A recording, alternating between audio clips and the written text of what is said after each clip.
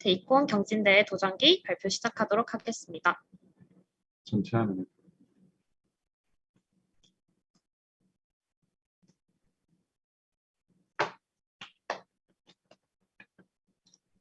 진행 순서는 다음과 같습니다. 팀 소개 및 대입콘 선정 이유를 먼저 말씀드리고 저희가 참가한 손글씨 분류 경진대회와 다케어 추천 알고리즘 경진대회 진행 과정을 설명하고 배운 점과 보완 점으로 마무리하도록 하겠습니다.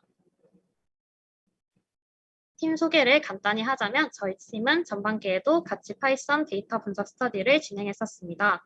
스터디 때 배운 내용을 새로운 데이터셋과 분야에 적용시키고자 하였고 공모전에 도전해보자 라는 결론에 이르렀습니다.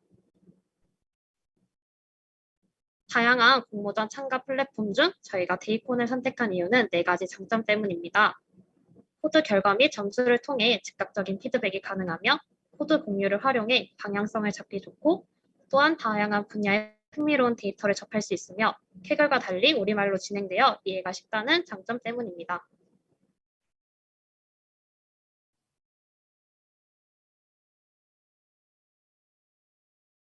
네, 저희의 데이콘 프로젝트 중 첫 번째인 손글씨 분류 경지대회를 먼저 발표하도록 하겠습니다.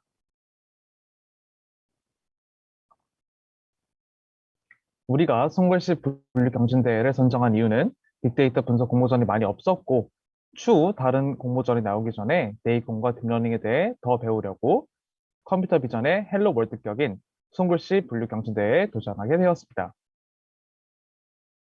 우선 주어진 데이터부터 설명드리겠습니다. 트레인 파일에는 가운데 그림과 같이 하나가 28 곱하기 28 사이즈인 숫자가 그려진 png 파일이 총 5,000개가 있습니다. 이 5,000개는 옆에 그래프와 같이 0부터 9까지의 숫자가 각각 500개씩 나뉘어져 있습니다. 그렇다면 이 이미지들은 정확히 어떤 형태일까요? 디지털 이미지는 28 곱하기 28 행렬 1개의 채널로 이루어진 데이터로 이 성분은 픽셀로 정의합니다. 그래서 이 데이터를 납작하게 하나의 열 벡터로 만들어 784개의 피처가 나오게끔 합니다. 그리고 이 이미지들을 우리가 공부한 모델에 학습시킬 준비를 합니다. 그렇게 우리는 1회차 때 데이콘에서 제공된 베이스라인을 이해하고 데이터 전처리를 한 후 모델을 선정했습니다. 그 다음 그렇게 선정된 모델인 CNN을 연구하고 최초 코드를 만들었습니다.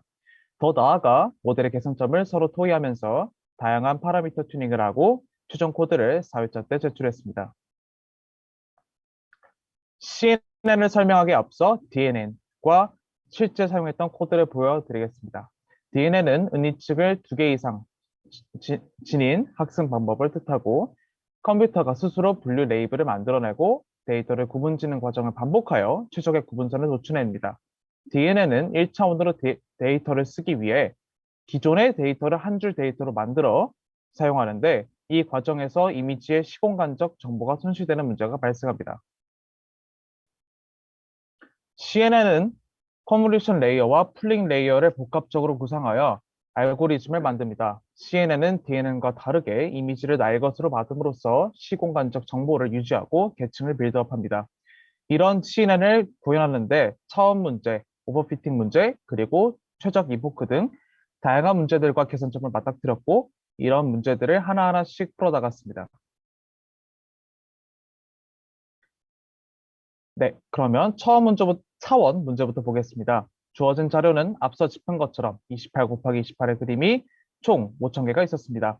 DNN으로 시작한 코드는 3차원을 1차원으로 만들었지만 CNN은 폭 높이 데이터 크기 그리고 채널까지 고려해 총 4차원 데이터를 입력해야 했습니다. 이 일을 해결하기 위해 다음 코드와 같이 변경했습니다. 오버피팅은 총 3방법으로 개선했습니다. 그중 드롭아웃은 서로 연결된 연결망에서 0부터 1 사이의 확률로 뉴런을 제거하는 기법으로 오버피팅을 방지합니다. 다음은 데이터 증강입니다. 데이터가 부족하여 기존 데이터를 자르고 돌리고 확대하는 데이터 증강을 통해 훈련 세트의 다양성을 증가시킵니다. 하지만 9 같은 숫자는 돌리면 6이 나올 수 있어 너무 많이 돌리면 학습에 좋지 않아서 40도까지만 돌렸습니다.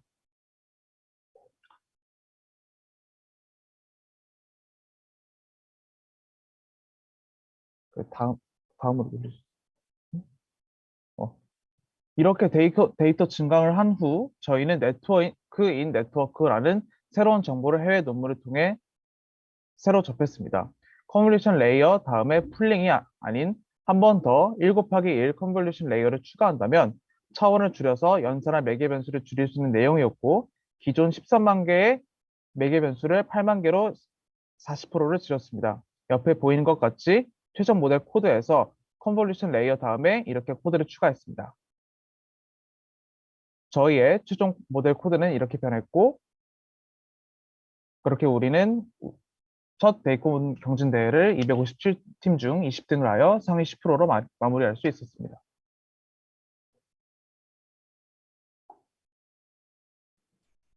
다음 이어서 발표 진행하겠습니다. 두 번째 대회는 고용정보원에서 주최한 잡케어 추천 알고리즘 경진대회입니다. 저희 팀은 12월 22일부터 대회 준비를 하였고 1월 8일까지 진행되는 대회로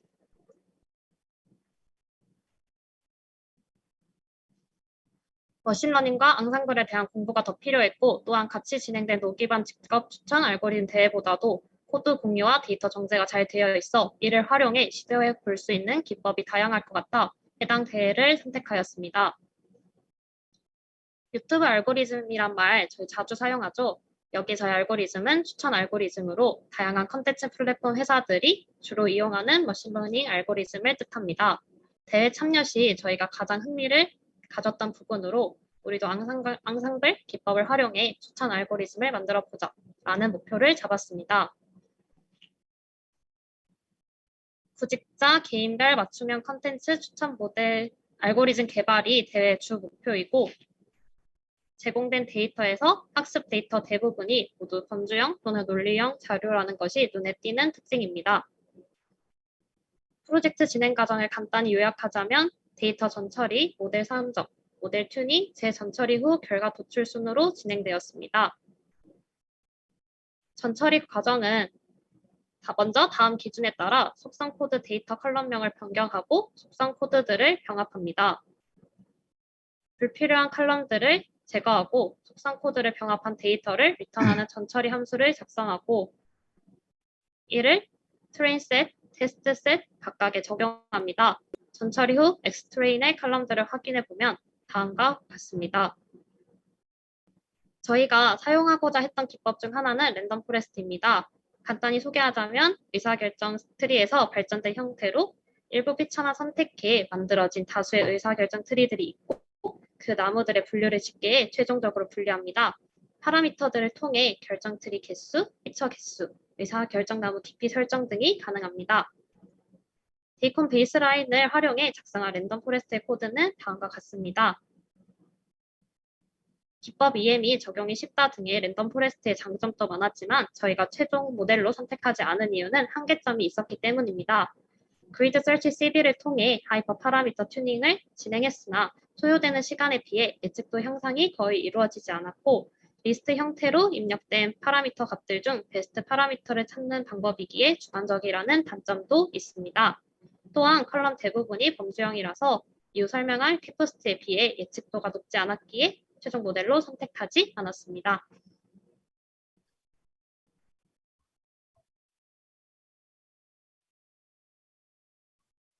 기존 클래시파이어 모델 XGBoost, LGBM 등의 가장 큰 문제로 컨디셔널 시프트가 있습니다.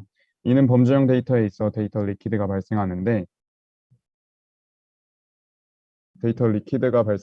학습 데이터와 테스트 데이터의 범주 분포가 바뀌기 때문에 발생하는 문제입니다. 이는 쉽게 정리하면 학습 데이터에서 타겟 스태티스틱 값이 Y값, 즉 타겟 값이 계산되는 데 포함됩니다. 이는 학습 데이터에 의존된 통계량이 계산되니 테스트 데이터의 정확도가 떨어지는 문제가 있었습니다. 캡부스트는 이러한 클래시파이어 모델들 중 범주형 자료에 특화되어 있어 학습 속도를 높이고 기존 TS 연산 방법도 바꿔 데이터 리퀴드의 문제를 해결했습니다. 캣부스트의 대표적인 특징은 LGBN과 달리 레벨 와이즈 트리라는 점입니다. 너비 우선 탐색으로 트리를 형성해 연산 속도가 빠르다는 점이 장점입니다. 또한 앞서 설명한 캣부스트의 올더드 TS 계산법을 간단히 설명해 보겠습니다. 기존 데이터 리퀴드를 해결하기 위해 인공적인 시간을 추가했습니다. 이는 K번째 로우의 데이터를 제외하고 이전 로우의 순서대로 TS 값을 계산하게 됩니다. 이는 TS 산출 과정에서 K번째의 로우가 제외되어 데이터 리퀴드를 없애는 인코딩 방식이 됩니다. 캣부스트의 또 다른 장점으로는 카테고리형 데이터 범주화가 용이합니다. 보시는 예시와 같이 국적과 머리 색깔에 대한 인포메이션 개인이 동일한 컬럼은 범주를 통합하여 하나의 클래스 라벨로 자동으로 인식되는 장점이 있습니다. 또한 기존 앙상블 기법보다 많은 파라미터를 보유해 파라미터 조정을 통해 더 높은 결과값을 얻을 수 있었습니다. 이 중에서도 특이한 파라미터로는 오드 웨이트, 오드 피발, 오드 타입인데 이는 오버피팅을 방지하기 위한 파라미터들입니다. 다음으로 캣부스트 모델 튜닝 과정을 소개하겠습니다. 저희는 우선으로 하이퍼 파라미터를 최적화했습니다. 최적화 모듈로 옵튜나를 선정을 했고, 옵튜나는 최신 OtoML 기법일 뿐더러 튜닝 과정에 있어 직관적이라는 장점이 있었습니다. 코드는 다음과 같은데 간단히 요약하면 최적화하고 싶은 하이퍼 파라미터의 범주를 오브젝트 함수로 선언을 했습니다. 러닝 레이트나 이터레이션들과 같은 파라미터 범위를 지정을 했고, 또한 앞서 설명한 오드 웨이트 같은 파라미터는 오버피팅을 감지하는 데 대기하는 횟수를 뜻하는데 500에서 1000 사이로 대기 횟수를 지정을 했습니다. 모델 핏을 진행을 하고 이후 모델의 F1 스코어를 최대화하기 위해 다이렉션을 맥시마이즈로 진행해 스터디를 구성했습니다. 스터디 과정을 간단히 시각화하면 파라미터의 중요도와 파라미터의 조정 과정을 시각화할 수 있었고 트라이얼당 밸류를 시각화하여 최적 파라미터를 찾을 수 있었습니다. 다음으로 진행한 모델 튜닝은 OOF입니다. 기존 모델에서는 K-폴드 모델 검증을 진행했습니다. OOF는 K-폴드 모델 과정에서 모델마다 프레딕 파라보라를 테스트 셋에 돌렸습니다. 이를 산술 평균을 내어 K번 예측을 통해 앙상블 효과를 낼 수 있었던 점이 OOF의 장점입니다. 코드를 기존 K폴드와 비교해서 보시면 OOF 예측 트레이를 하나 만들었고 이를 반복문 안에서 핀마다 예측값을 계산하는 것으로 OOF를 구현했습니다. 이를 미리 만들어 놓은 트레이에 n스플릿으로 나눈 값을 더해 산술 평균을 냈습니다. 네, 다음으로 저희가 진행한 모델 튜닝 과정인 스레시홀드 설치에 대해 말씀드리겠습니다. 먼저 스레시홀드란 예측값에 대한 기준으로 필드 값을 0 또는 1로 전환하는 기준점을 말합니다. 최적 스레시홀드를 찾는 코드는 다음과 같습니다. 밸리데이션 테스트 셋을 기준으로 베스트 스코어와 그때의 스레시홀드를 설정하였습니다. 네, 모델 튜닝을 마치고 LE5의 퍼뮤테이션 피처 임플턴스를 이용해 재전 처리를 진행하였습니다. 이는 특정 피처를 안 썼을 때 모델의 성능 손실에 얼만큼의 영향을 주는지를 통해 피처의 중요도를 파악하는 방법입니다. 일관된 피처 중요도를 알 수 있고 피처를 모델에 포함하지 않는 대신 해당 피처의 값들을 섞어 노이즈로 만드는 방법을 사용하여 모델을 제약시킬 필요가 없었습니다. 또한 다른 피처와의 교류 작용을 반영한다는 장점이 있습니다. 네, 퍼뮤테이션 피처 임플턴스를 캣부스트 모델에 구현한 코드입니다. 대회의 평가 선식이 F1 스코어였기 때문에 이를 파라미터로 사용하였고 코드의 결과로 나온 각 피처의 웨이트를 비교하여 음습 값을 가지는 불필요한 변수를 제거하였습니다. 퍼뮤테이션 피처 임플턴스를 진행한 결과입니다. 초록색으로 보이는 부분의 피처들이 모델에 중요한 영향을 끼치는 변수이고 밑에 있을수록 중요하지 않은 변수라고 볼 수 있습니다. 랜덤 스테이트를 바꾸어 실행한 세 가지 코드에서 중복으로 낮은 웨이트가 나온 변수를 선택하였고 그 결과 아래에 보이는 두 개의 변수가 추가로 제거되었습니다. 네, 이는 옵튜나 과정을 통해 최종 선택된 베스트 파라미터입니다. 네, 최종 도출된 캣부스트 모델은 다음과 같습니다. 스레시홀드가 0.33791일 때 모델의 검증 점수는 대략 0.715 정도의 예측률을 보였습니다. 저희의 스코어 점수표 및 상승 곡선입니다. 총 2번의 눈에 띄는 상승이 있었는데요. 첫 번째는 옵티나를 통해 최적 파라미터를 적합했을 때이고, 두 번째 상승은 LE5의 퍼뮤테이션 피처 임피턴스를 통해 피처 엔지니어링을 한 결과로 현재 LB 점수는 0.7033 정도입니다. 네, 아직 대회가 마무리되지 않았기에 대회 마무리 전까지 완성하고 싶은 부분을 팀원들과 함께 작성해 보았습니다. 먼저 퍼뮤테이션 피처 임피턴스를 추가적으로 진행해 보고 싶습니다.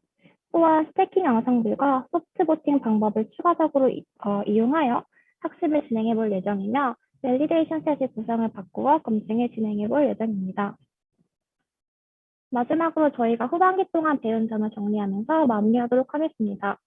저희는 손글씨 분류 경진대회에서 딥러닝 모델인 DNN과 CNN을 학습하였고, 모델에 쓰인 다양한 활성화 함수와 과적합 해결 방향으로 다음과 같은 세 가지 방법을 알아보았습니다.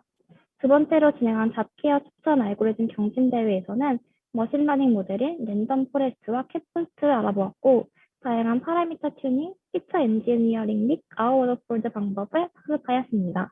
끝으로 더 배우고 싶은 점으로는 전반기 스터디에서 진행한 감성 분석을 이어서 백 오브 워드 모델을 학습하고 싶고, 또한 딥러닝의 자원어 처리 및 강화 학습을 추가적으로 진행해 보고 싶습니다.